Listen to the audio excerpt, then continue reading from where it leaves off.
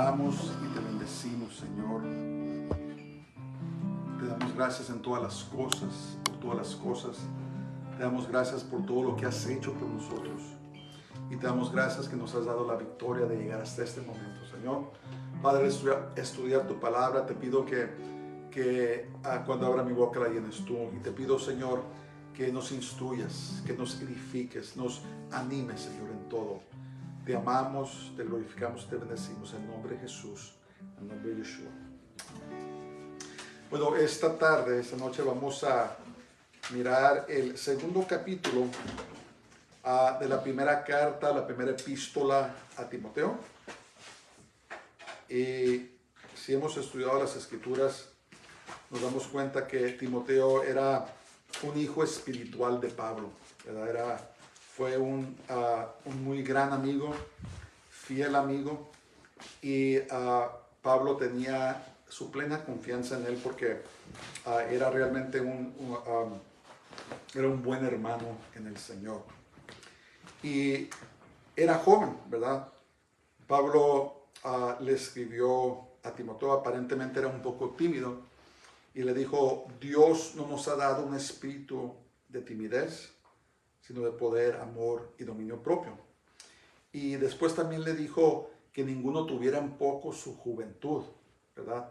Entonces aparentemente Timoteo era mucho más joven que Pablo, tal vez era un poco tímido, y Pablo le escribía para animarlo, para alentarlo en el camino del Señor, pero no cabe duda que Timoteo era un hombre de buen testimonio y era muy fiel, ¿verdad? Dios al ministerio. Entonces le escribió estas instrucciones Pablo en el capítulo 2 de la primera epístola a Timoteo, y dice el nombre del Señor en el verso 1, dice: exhorto ante todo a que se hagan rogativas, oraciones, peticiones y acciones de gracias por todos los hombres, por los reyes y por todos los que están en eminencia, para que vivamos quieta y reposadamente en toda piedad y honestidad. Entonces Pablo le escribe a Timoteo y habla de tres diferentes tipos de oraciones. Y la primera es rogativas, y el griego dice que estos son tipos de oraciones donde hacemos peticiones al Señor, ¿verdad? Muchas veces haciendo peticiones con mucho, ¿cómo se dice? Con mucho esfuerzo, con todas nuestras almas, cuando le estamos pidiendo al Señor algo, ¿verdad? Tal vez estemos en dificultades o problemas, y ese tipo de oraciones, cuando clamamos al Señor pidiéndole algo, son oraciones muy intensas. Y luego dice oraciones, la palabra en griego allí habla de oraciones que se hacen en un lugar donde se acostumbra a orar, tal vez como un templo, un lugar donde se reúnen los hermanos. Es bueno, obviamente, muy importante que hagamos oraciones en privado, que como Jesús dijo, que nos metamos a nuestro cuarto y que oremos allí. Y dice que Dios, que nos mira en privado, nos va a premiar en público. Pero también es importante que nos juntemos, ¿verdad?, con los hermanos. O sea, en estos días una de las cosas que se mira en las iglesias es que a nadie le gusta orar. Nadie quiere orar, se aburren, se les hace muy pesado, lo que sea. Pero cuando se llama a la oración, la iglesia, una de las características de esta iglesia final, ¿verdad? La iglesia de la Odisea, descrita allí en el capítulo 4 del Apocalipsis,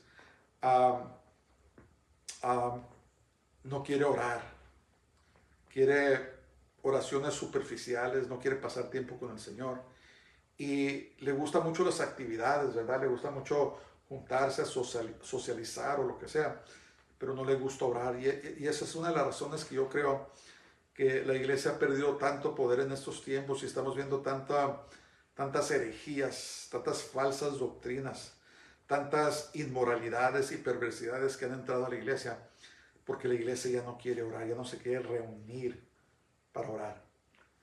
Y luego habla de peticiones. Peticiones, la palabra griega aquí habla de intercesiones, ¿verdad? Es muy importante que nosotros en nuestras oraciones intercedamos. Intercedamos por nosotros mismos, intercedamos por nuestras familias, intercedamos por la iglesia, intercedamos, como vamos a ver, por nuestros líderes, nuestras naciones. Uno de los llamados más altos para los creyentes es de que hagamos intercesión por las personas, por las naciones, por todo lo que está pasando. Y tan importante que en estos tiempos intercedamos por nuestras naciones, porque estamos viendo que están sucediendo cosas apresuradamente. El mundo se está apresurando hacia la destrucción, ¿verdad? Estamos viendo que el mundo se está preparando para la guerra. Vemos a China, vemos a Norcorea, vemos a Europa, a la OTAN y todo lo que está sucediendo en la Ucrania. Y también estamos viendo que está habiendo un realineamiento de naciones, ¿verdad? Esta semana Francia, el presidente Macron anunció y dijo que Europa debe de hacerse más más independiente y no, ¿cómo se dice? Estar, ¿cómo diríamos eso? No estar a la merced de Estados Unidos, no depender de Estados Unidos, porque no se quieren involucrar en las cosas que está Estados Unidos. Entonces, estamos viendo que Estados Unidos como superpotencia va en decline, y eso es profético. Y estamos viendo que está creciendo la China, va a crecer Europa, todo es profético. Pero mi punto es que al mirar todas estas cosas, debemos de estar en oración para que Dios les dé sabiduría a nuestros líderes para que sepan qué hacer en estos tiempos tan peligrosos. Entonces tenemos las rogativas, el pedir, clamar a Dios por nuestras necesidades. Tenemos las oraciones que se hacen, que debemos hacer junto con los hermanos. Y luego tenemos las peticiones, la intercesión que debemos hacer como creyentes, ¿verdad? Ponernos en la brecha, orar por almas, orar por necesidades, orar por la nación y pedirle a Dios que tenga misericordia de nosotros en estos tiempos que de veras son tan peligrosos, ¿verdad? Si estamos poniendo atención, nos estamos dando cuenta que el mundo está abandonando el dólar como su moneda de intercambio, ¿verdad? De hacer negocios internacionalmente. Y si eso sí, si el patrón sigue, va a llegar el momento en que el dólar no va a valer nada porque el mundo ya no lo va a querer tomar.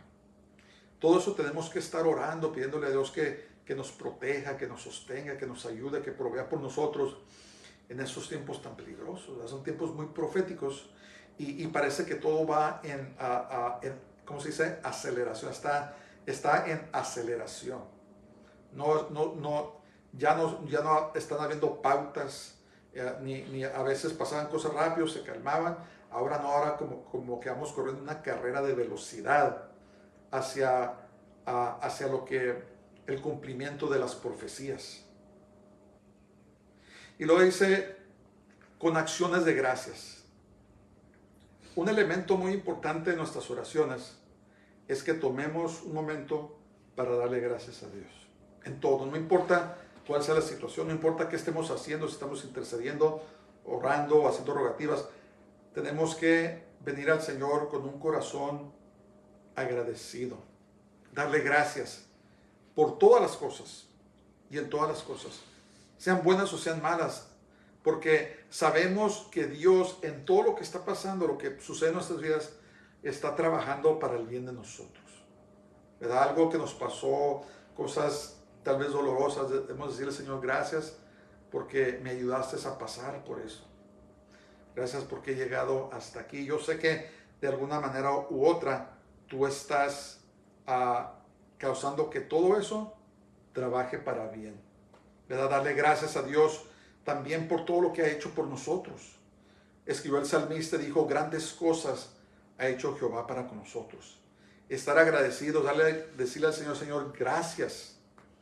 Gracias por todo lo que has hecho por mí. Gracias porque tengo vida, tengo salud. Gracias porque hemos llegado hasta este momento.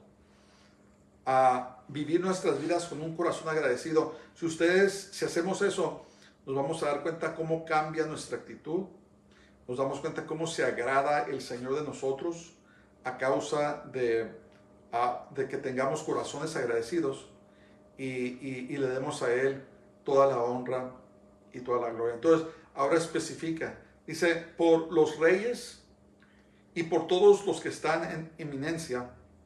¿Para qué? ¿Por qué debemos orar por ellos?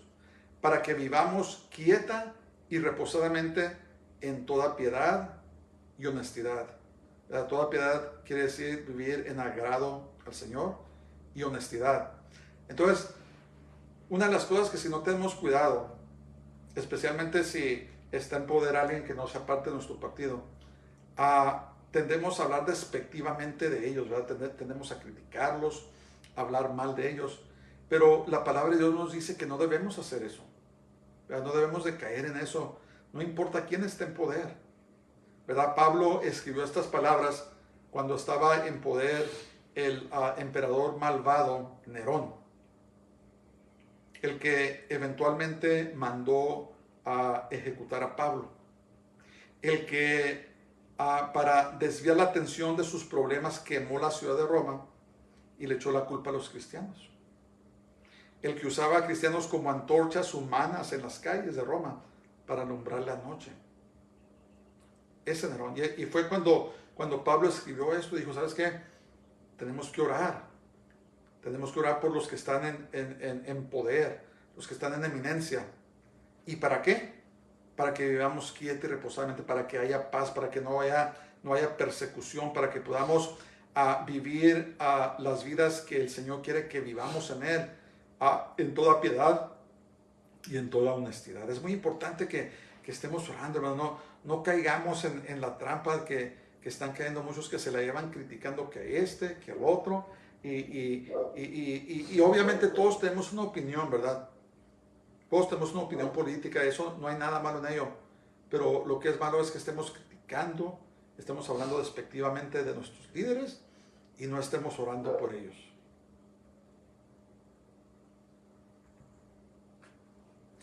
Y el verso 3 dice, ¿por qué? Porque esto es bueno y agradable delante de Dios nuestro Salvador.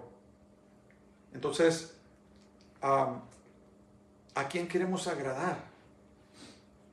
¿Para quién estamos viviendo nuestras vidas? ¿Las estamos viviendo para nosotros mismos o para complacer a otros?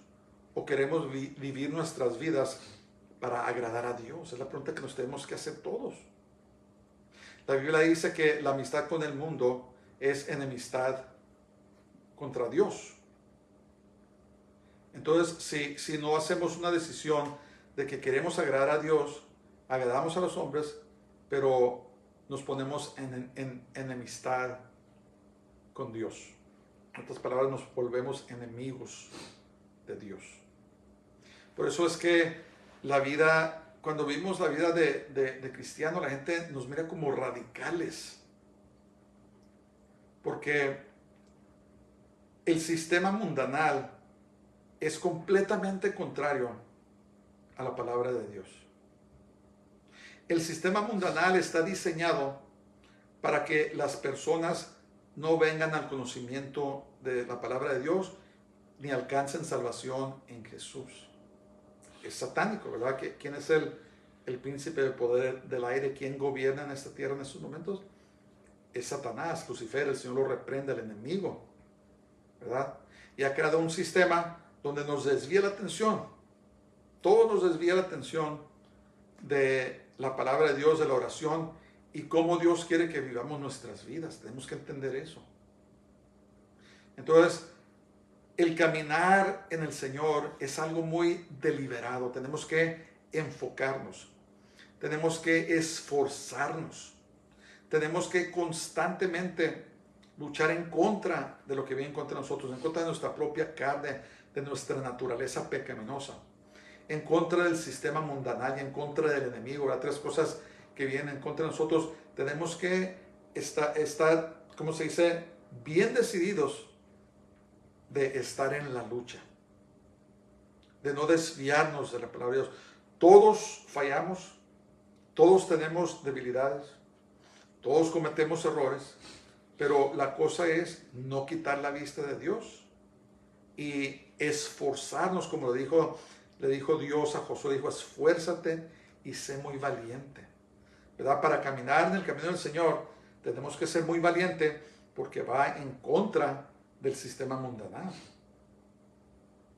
¿verdad? El sistema mundanal se llevan atacando unos a otros, están en competencia, uno quiere subir más que otro y al final de cuentas, cuando suben la cima, cuando llegan a la cima, se dan cuenta que subieron el edificio equivocado. Toda la vida lucharon para hacerla, como dicen por aquí en esta vida, y al final de cuentas lloran porque se dan cuenta que escalaron el edificio equivocado. Entonces dice, para que vivamos quieta y reposadamente en toda piedad y honestidad, porque esto es agradable y bueno delante de Dios nuestro Salvador. Entonces, al final de cuentas, ¿cuál es el deseo de Dios? De que estemos en oración, que oremos por nuestros líderes, que vivamos vidas en piedad y honestidad y que agrademos a Dios. Verso 4 dice, el cual quiere que todos los hombres sean salvos y vengan al conocimiento de verdad. Es el fin, ¿verdad? Para eso vino Jesús, de que por medio de nuestras oraciones, por medio de nuestro testimonio, por medio de tantas cosas, que la gente sea atraída a Jesús. Y la palabra de Dios es muy clara aquí cuando dice, el cual quiere que todos los hombres sean salvos y vengan al conocimiento de la verdad. Hay muchas personas que creen que no es necesario evangelizar, no es necesario hablarle a la gente de Cristo, porque no, pues los que se van a salvar, los que se van a perder. Bueno, eso Dios lo sabe, nosotros no lo sabemos. Nosotros no sabemos quiénes van a recibir al Señor o no. Nuestro trabajo no es eso, nuestro trabajo es hablarles. ¿Por qué? Porque Dios quiere que todos procedan al arrepentimiento. Eso es la meta, ¿verdad? Es una meta muy importante en el camino del Señor, es que alcancemos almas, que les hablemos del Señor.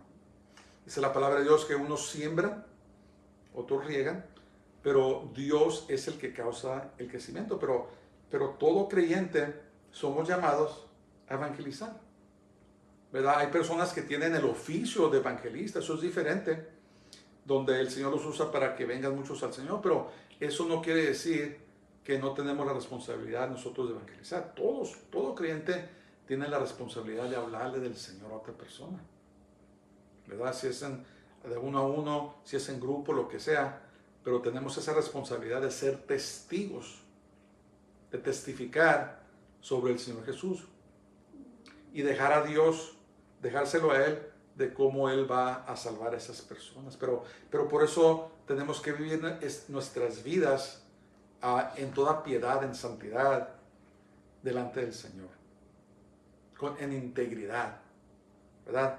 Y sacándonos de la mente que vamos a ser perfectos. Nadie es perfecto, hermanos. Tenemos que perseverar en el Señor, tenemos que vivir la vida que Dios quiere, aunque tengamos luchas y tengamos pruebas, ¿verdad?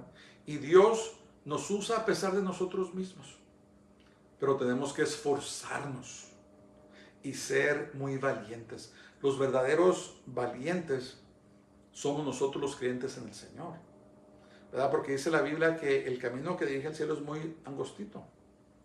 Dice, pocos son los que lo encuentran. En otras palabras, pocos son los que quieren caminar en ese camino angostito.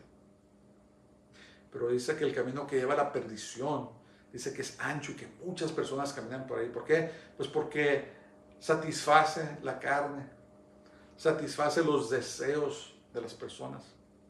No hay responsabilidad ante Dios. Se puede vivir la vida que quiere vivir y muchas personas escogen caminar por ahí.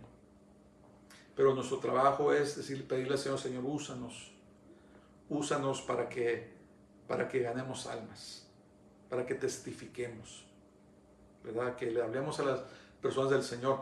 Nunca sabemos que algún día vamos a llegar al cielo Y tal vez gente va a venir a darnos las gracias porque les hablamos del Señor. Tal vez ni nos dimos cuenta, ¿verdad? ¿Cuántas personas no les hemos hablado del Señor y ya nunca las volvemos a ver? ¿Verdad? Pero sembramos esa semilla. Sembramos la semilla y un día cuando al Señor le place, toma raíz y empieza a crecer y a dar fruto. Entonces esa es la meta, de que las personas sean salvas y que vengan al conocimiento de la verdad. Todo tiene un propósito, pero el propósito, el corazón del Señor es que la humanidad se vuelva a Él. ¿Verdad? Por eso pagó ese precio tan caro, por eso murió. Por eso permitió que el pecado cayera sobre Él, ¿verdad? Para que los que pongamos nuestra fe en Él seamos salvos y tengamos vida eterna. Muy sencillo, no hay nada que complicar. Dice, porque de tal manera amó Dios al mundo que ha dado a su Hijo unigénito, para que todo aquel que en Él cree no se pierda, mas tenga vida eterna. ¿Verdad? La confianza y la fe en el Señor. Y luego dice el verso 5, dice, porque hay un solo Dios y un solo mediador entre Dios y los hombres, Jesucristo hombre. Muy importante, ¿verdad? Él dijo, ok, dice, Dios quiere que sean salvos, pero ¿cómo son salvos? Por medio de Jesús. Por medio de Él, no hay otro nombre.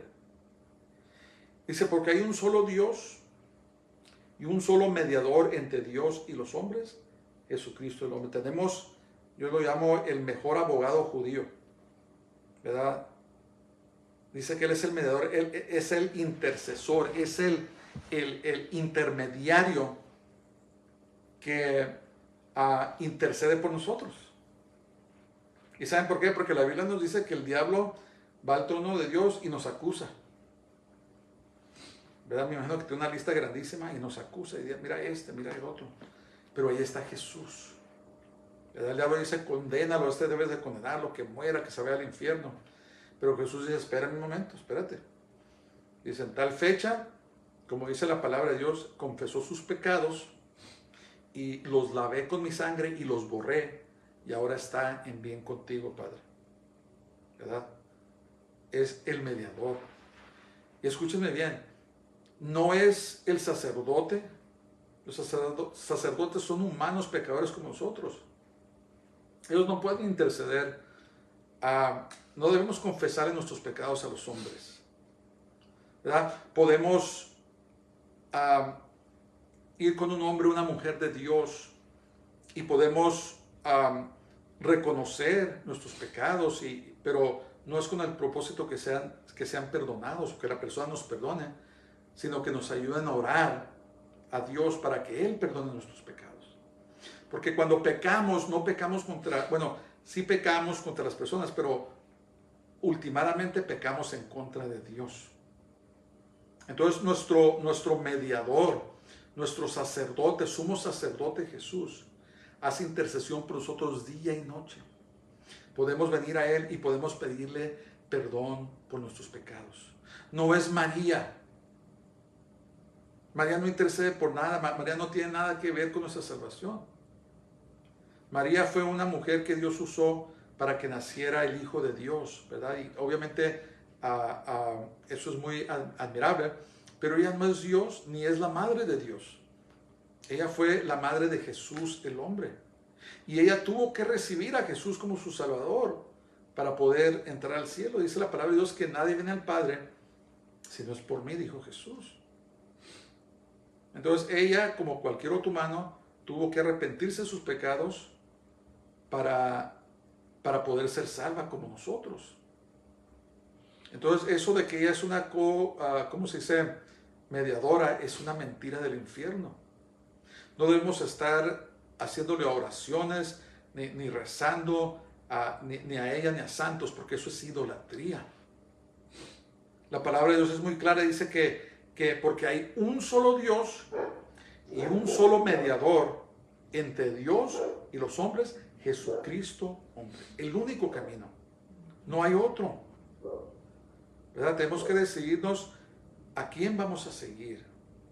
Tenemos que decidirnos a quién vamos a agradar.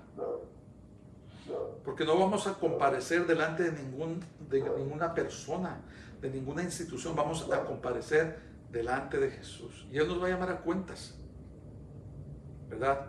El primer mandamiento dice: no tendrás dioses ajenos delante de mí. No te postrarás a ellos ni los adorarás, dice el Señor. No te harás imagen ni ninguna semejanza de lo que está en el cielo, en la tierra, ni en las aguas abajo de la tierra. ¿Verdad? Dios es celoso, porque Él es Dios. Él es Dios. Y por lo tanto tenemos que comprender y entender que solamente hay un solo mediador entre Dios y los hombres, y eso es Jesucristo el hombre. Tenemos que reconocer, aprender eso. Es crítico, es muy importante. Verso 6 dice: el cual se dio a sí mismo en rescate por todos, de lo cual se dio testimonio a su debido tiempo. ¿Verdad? Él fue el que entregó su vida. Nadie más murió en la cruz. María no murió en la cruz. El sacerdote no murió en la cruz. Los gobiernos no murieron en la cruz. Jesús es el que pagó el precio. Y ahora, por medio de fe en Él, tenemos la vida eterna. Muy sencillo. No se debe complicar la cosa. Debemos de poner nuestra fe completamente en Jesús, en el Señor, ¿verdad? Y cuando le damos nuestro corazón al Señor, entonces sucede lo que los teólogos llaman una regeneración. Jesús lo describió como nacer de nuevo, ¿verdad? Cuando estaba con el fariseo, me parece que era Nicodemo, no me recuerdo muy bien, pero dijo: pero Jesús dice, yo soy un hombre de 40, 50 años, me voy a volver a meter al vientre de mi madre y volver a nacer. No, el nuevo nacimiento es una transacción espiritual, ¿verdad? Donde nuestro espíritu es avivado, ¿verdad? Estaba muerto, nuestro espíritu estaba muerto, pero cuando viene el Evangelio y recibimos a Jesús, entonces hay un avivamiento espiritual dentro de nosotros, ¿verdad? Donde nuestro espíritu que estaba muerto es revivido, y el Espíritu Santo entra en nosotros y nos hace lo que llama la Biblia una nueva criatura, ¿verdad? Pasamos a ser hijos de Dios, capaces de poder comunicarnos con Dios, porque nuestro espíritu que estaba muerto ahora es hecho vivo. Y es por medio de nuestro espíritu que nos comunicamos con Dios, ¿verdad? Somos seres tripartitas, somos alma, somos cuerpo y somos espíritu. Entonces, el cuerpo pues obviamente es nuestro cuerpo natural. Nuestra alma somos nosotros, nuestros pensamientos, nuestra voluntad. Es el yo. Y el espíritu es muy similar a nuestro cuerpo, pero es la parte de nosotros que tiene la capacidad de comunicarse con Dios, porque la Biblia dice que Dios es espíritu. Y los que le adoran, lo adoramos en espíritu y en verdad. Entonces hay una comunicación entre el hombre espiritual, nuestro espíritu, con Dios. Es avivado. Y ahora tenemos una comunicación con Él. Antes nuestro espíritu estaba muerto. Pero cuando vino la regeneración, cuando nacimos de nuevo, nuestro espíritu ahora está vivo y ahora se puede comunicar con el Señor, ¿verdad? El Espíritu Santo ahora viene y habita en nosotros. Y Él es el que nos ayuda a entender las Escrituras. Cuando hay personas que me dicen: no entiendo la Biblia, y yo les aconsejo, pues saben que antes de leer la Biblia, pídanle: Espíritu Santo, ayúdame a entender lo que estoy leyendo. Ábreme el entendimiento, porque las cosas espirituales no se pueden comprender con la mente natural, dice la palabra de Dios, sino se comprenden con la mente espiritual, ¿verdad? Por medio del Espíritu Santo. Entonces, antes de leer la Biblia, una buena oración es: Señor, ayúdame a entender lo que leo, revélame. Y Dios lo hace, porque es lo que Dios quiere, ¿verdad? Dice la palabra de Dios que si pedimos cualquier cosa de acuerdo a la voluntad de Dios, nos será dada. Y Dios quiere que aprendamos de su palabra. Dios quiere que aprendamos de Él.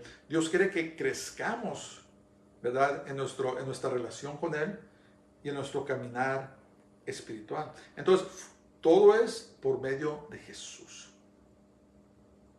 Cuando le pedimos que Él se haga el Señor de nuestras vidas y que nos guíe, y le entregamos nuestra voluntad y le entregamos nuestro corazón, le entregamos todo al Señor, y ahora le pedimos que Él sea el Señor de nuestras vidas. Eso es solamente el comienzo, pero es por medio de Jesús. Ahí es donde comienza todo. Y luego dice verso 7, para esto yo fui constituido predicador y apóstol. Digo verdad en Cristo, no miento, y maestro de los gentiles en fe y en verdad. Dios llamó a Pablo. Pablo era judío, de la tribu de Benjamín. Y en ese tiempo, los judíos creían que solamente la salvación era para los judíos, ¿verdad? Pero después vemos la experiencia de Pedro, cuando tuvo esa visión donde miraba como una sábana llena de animales inmundos que ellos no comían, y le dijo una voz, mata y come. Y Pedro contestó y dijo, no, Señor, ninguna cosa inmunda ha entrado en mis labios. Entonces la voz le contestó, lo que Dios ha hecho limpio, no lo llames inmundo. Y lo que estaba haciendo el Señor, estaba revelando que ahora la salvación por medio de Jesús había llegado no solamente a los judíos, sino también a los gentiles. Y después sabemos la historia que a un centurión se le apareció un ángel. El ángel le dijo, ve y trae a Pedro, y mandó por Pedro, y recibieron el Espíritu Santo y fueron salvos. Es el primer caso donde vemos que los gentiles fueron salvos por medio de Jesús. Entonces después Dios llamó a Pablo directamente y lo, ¿cómo se le diría? Lo mandó para que él fuera el apóstol de los gentiles y les predicara el evangelio a los gentiles, ¿verdad? El trabajo de Pablo fue la semilla para que Europa, Estados Unidos, el occidente, se fueran conocidos como países cristianos. Ya no tanto, pero antes nos conocíamos como los países cristianos, ¿verdad? Que sigamos al Señor por los esfuerzos de Pablo en estos días. Dijo, yo fui constituido, ¿verdad? Predicador y apóstol. Apóstol quiere decir emisario, alguien que es mandado. Y Pablo cumplió su misión. Lo hizo con gran pasión y perseverancia de predicar el evangelio a todos los gentiles. Entonces por eso dice la palabra de Dios, dice, no me avergüenzo del evangelio, porque es poder de Dios para salvación a todo aquel que cree, primero al judío y también al gentil. Ya no hay diferencia. Entonces la iglesia es compuesta de creyentes judíos y creyentes gentiles, ¿verdad? Que no son judíos.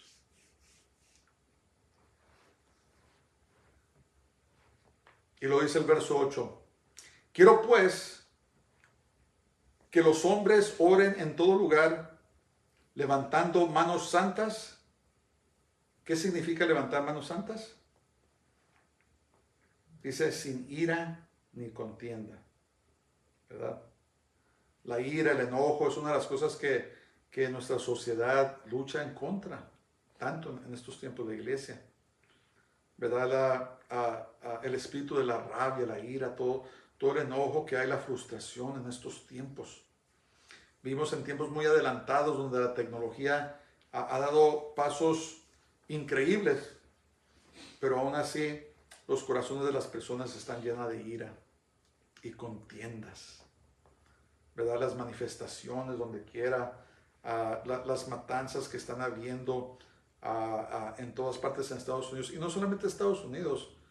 No nos damos cuenta de lo que pasa en el resto del mundo, pero donde quiera hay terrorismo, hay violencia, en todas partes del mundo, guerras, ¿verdad? La gente está llena de ira, contenciosa, pero dice la palabra de Dios que levantemos manos santas sin ira ni contienda. Tenemos que entregarle todo al Señor.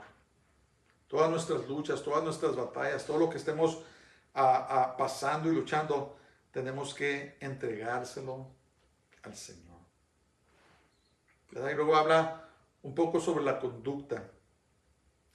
Después de hablar de las oraciones, hablar sobre el Señor. Dice verso 9, asimismo que las mujeres se atavíen de ropa decorosa, con pudor y modestia, no con peinado ostentoso, ni oro, ni perlas, ni vestidos costosos.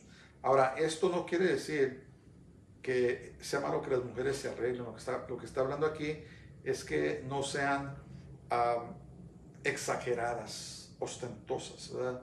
Sí, sino que se atavíen con modestia, ¿verdad? Y se vistan modestamente también, ¿verdad? No, ¿cómo se dice? Exagerando. No, hay personas que tienen muy poco dinero, pero gastan hasta lo que no para comprarse cosas muy caras que a veces ni siquiera realmente tienen el dinero para hacerlo, pero se ve pues cuando una persona no se viste con modestia o con modestia. Nosotros los creyentes, hombres y mujeres, debemos de ser decentes y modestos en la manera que nos vestimos, ¿verdad? No buscar estar gastando cantidades de dinero para nuestra propia apariencia, ¿verdad? Porque todo eso, ¿qué pasa? Que llama la atención a uno. Y nosotros debemos vivir vidas donde llamemos atención a Jesús, al Señor, y no a nosotros mismos. Las personas que exageran, que se ponen ropa decorosa, que son ostentosas y compran lo más caro, esas personas llaman la atención a ellas mismas. Es la vanidad de este mundo, pero debemos de ser modestos, debemos de ser decentes en la manera que nos vestimos, ¿verdad? Si Dios nos ha bendecido, pues no hay nada malo en arreglarnos, ¿verdad? Un poco y no hay nada malo en comprar cosas buenas. Pero esto está hablando de personas exageradas, personas vanidosas, ¿verdad? Lo que está diciendo es, no sean como el mundo, ¿verdad? El mundo se va hasta las extremidades en cuestión de apariencias, de operaciones y tantas cosas. ¿Por qué? Porque quieren llamar la atención a ellos mismos. ¿Qué otra explicación hay? Al menos que sea por razones médicas, y si lo existe, pero en general, cuando la persona es exagerada y es ostentosa, es porque quiere llamar la atención a ella misma. Entonces, nosotros los creyentes debemos buscar que nuestras vidas llamen la atención y apunten hacia el Señor, ¿verdad? Que seamos diferentes al mundo. Seamos diferentes en nuestra conducta, pero también en nuestra apariencia. También en nuestra apariencia, ¿verdad? Porque una actitud ostentosa refleja en el corazón que algo no está bien. Algo no está bien. Estamos buscando complacernos a nosotros mismos en vez de complacer al Señor. El pecado de la vanidad, ¿verdad? El pecado de buscar las cosas de este mundo, de tal vez aparecer o aparentar algo que no somos, pero no queremos agradar a Dios. Eso es parte de vivir vidas en paz, en piedad y en honestidad. Dice entonces que su vida no sea definida con esto, sino, verso 10 dice, sino con buenas obras, como corresponde a mujeres que profesan piedad. Y luego el verso 11 dice, la mujer aprende en silencio con toda sujeción, porque no permito a la mujer enseñar ni ejercer dominio sobre el hombre, sino estar en silencio. Y lo que estamos viendo ahora en la iglesia, estamos viendo que mujeres están siendo ordenadas al pastorado, al ministerio, y cuando enseñan la palabra de Dios a los hombres, están tomando autoridad sobre los hombres. Y lo que ha pasado es que se ha metido el espíritu del feminismo aún en la iglesia, ¿verdad? Por ejemplo, si ustedes leen la carta a Timoteo y leen Tito, se van a dar cuenta de los requisitos para un pastor, para un obispo, para un líder de congregación. Y dice que sea un hombre con una sola esposa.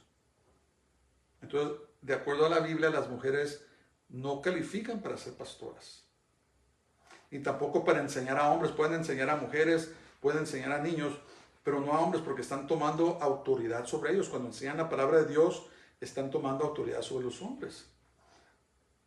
Y lo que ha pasado, como repito, es que se ha metido el feminismo. Este espíritu es rebeldía.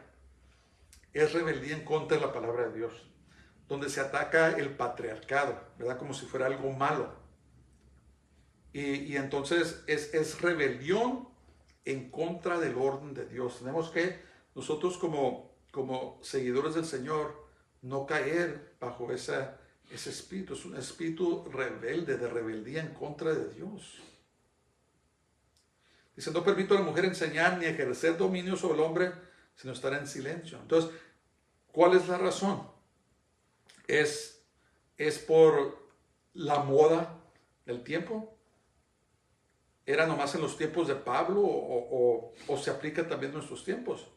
Pues aquí nos da, en el verso 13, nos da la respuesta. Dice, porque Adán fue formado primero, después Eva.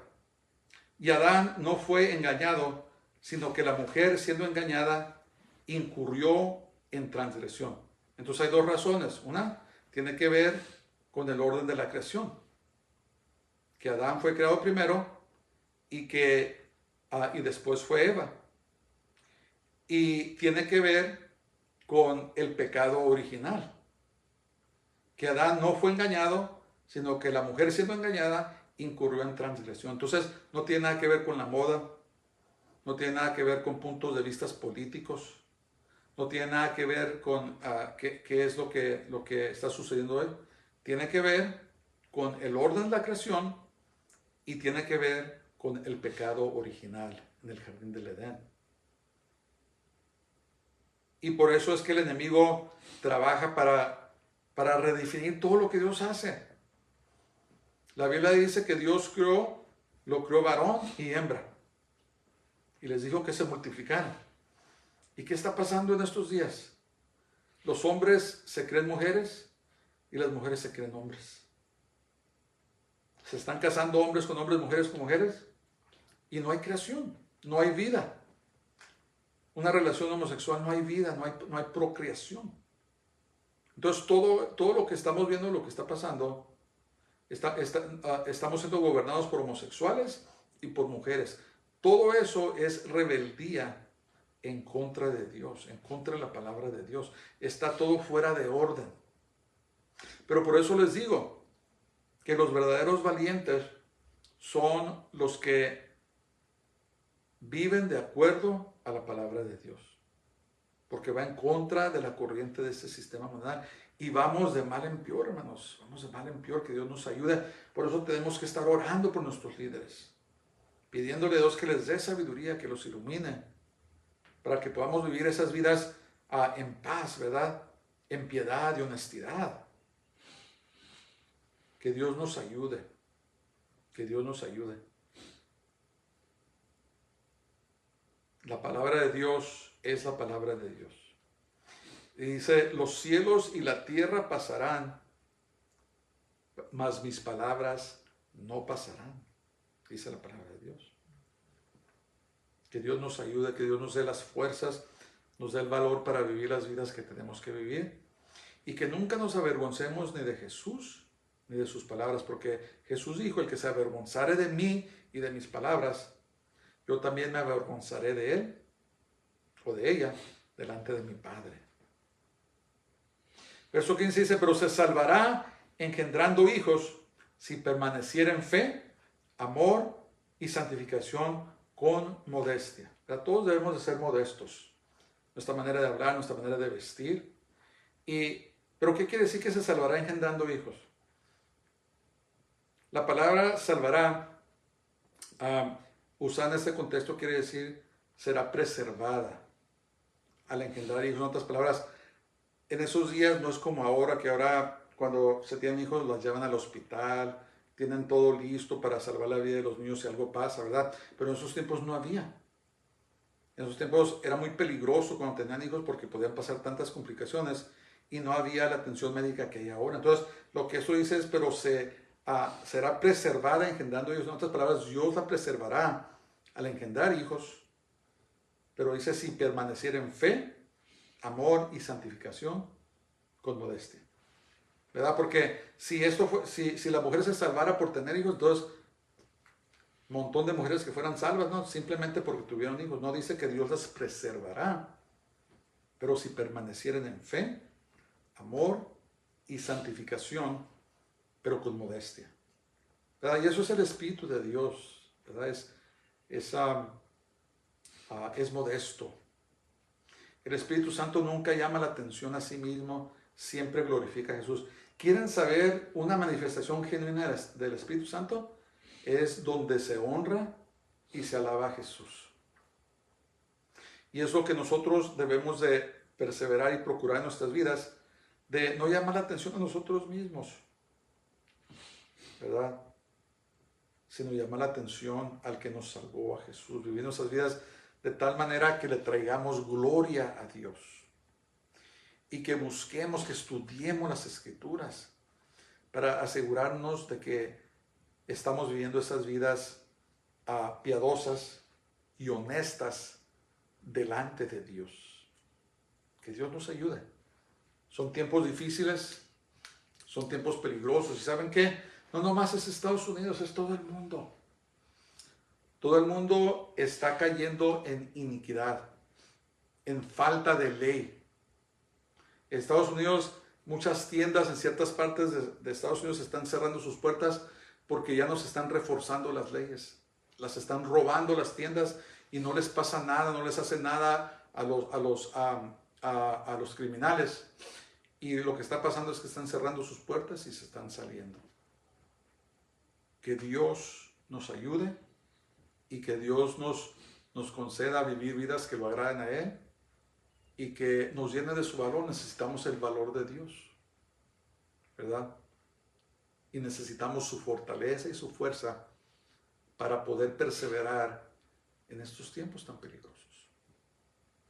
Padre, en el nombre de Jesús, en el nombre de Yeshua, tu Hijo amado, te bendecimos, te adoramos y te exaltamos porque eres bueno, Señor, y tu misericordia es para siempre.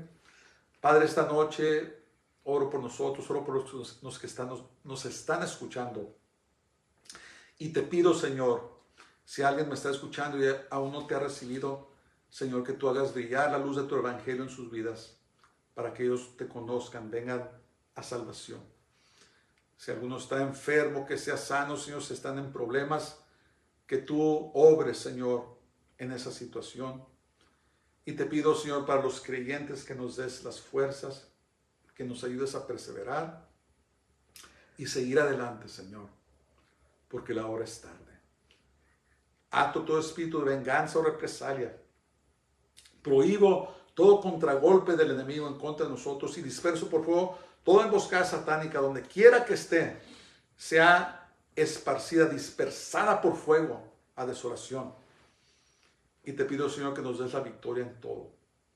Te lo pedimos todo en el nombre de Jesús de Nazaret, en el nombre del Santo Israel, Yeshua HaMashiach, Jesús el Mesías, nuestra justicia. Gracias, Señor. Amén. Dios les bendiga a todos, pasen muy buenas noches y shalom.